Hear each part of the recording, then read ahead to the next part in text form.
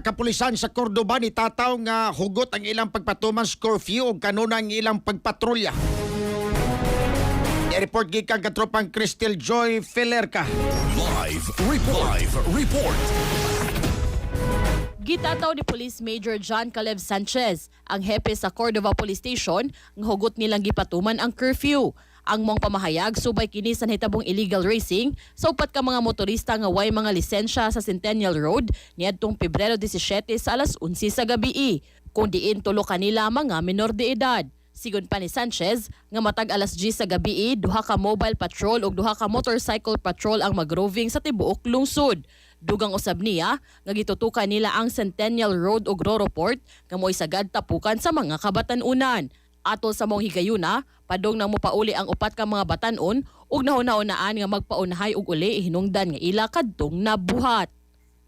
So na timing lang yun nga paghawa na mo actually ang paggikan yun dito nga lugar, timingan lang yun nga pag-agi sa upat ka mga batanon padong na ang batod sa ilang statement nga padong nga sila uli nakauna-una sila nga kanang kumbaga mara sila mag-contest kung kinsay una makauli moto ni tabo nga galumba-lumba sila.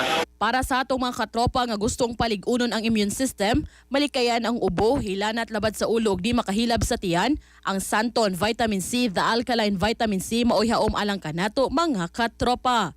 Alang sa nagkayusang Pilipino para sa Pilipinas, kini inyong katropa Crystal Joy Felerca, XFM News. XFM report.